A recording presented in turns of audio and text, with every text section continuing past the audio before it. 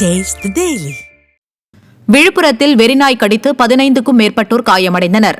மகாராஜபுரம், தாமரைக்குளம் அரசு குடியிருப்பு பகுதிகளில் நாய் தொல்லைகள் குறித்து பலமுறை புகார் அளித்தும் விடிய அரசின் நகராட்சி நிர்வாகம் எந்த நடவடிக்கையும் எடுக்காமல் மெத்தன போக்கோடு உள்ளதாக பாதிக்கப்பட்ட மக்கள் ஆதங்கத்தோடு தெரிவிக்கின்றனர். நாய் 15 பேர் கடிச்சிச்சு சார். இது நகராட்சியில இருந்து உடனே நடவடிக்கை எடுக்கணும் சார். இன்னும் குழந்தைங்களாம் ஸ்கூலுக்கு இட்டு போறதுக்கு பயப்படுறாங்க, பெரியவங்களும் வெளியில வரதுக்கு பயப்படுறாங்க. இதுக்கு என்னன்னு முடிவு பண்ணுங்க சார். வரி கட்டலனா மட்டும் வேணா வச்சு சுத்துறீங்க தெருவுக்கு. நாய் தெரு 10 நாய் இருக்குது. ஒரு முக்குட்டுக்கு போனா 10 நாய், அந்த முக்குட்டுக்கு போனா ஒரு 10 நாய் இருக்குது. இது உடனே நடவடிக்கை எடுக்க சார்.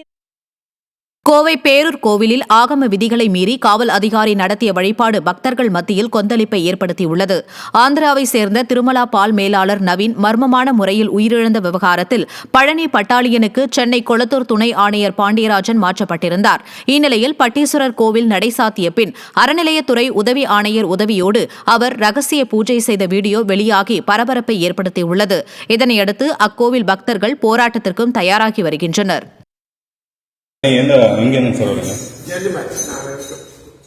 சொல்லுங்க சார், சொல்லுங்க.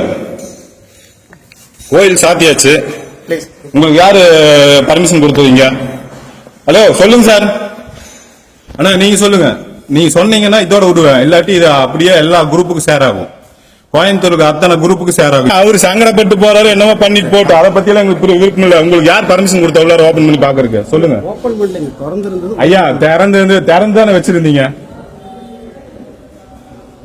சென்னை ராஜீவ்காந்தி அரசு மருத்துவமனையில் ஒரு நோயாளியை கும்மிடிப்பூண்டி சிறுமியை வன்கொடுமை செய்த குற்றவாளி என போலீசார் குழம்பியது அவர்களின் திறமையின்மையை அம்பலப்படுத்தியுள்ளது.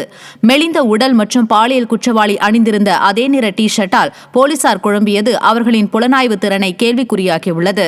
ஸ்டாலின் ஆட்சியில் குற்றவாளியை பிடிக்க இயலாத செயலற்ற தன்மையில் ஏவல்துறையினர் உள்ளது அம்பலமாகியுள்ளது.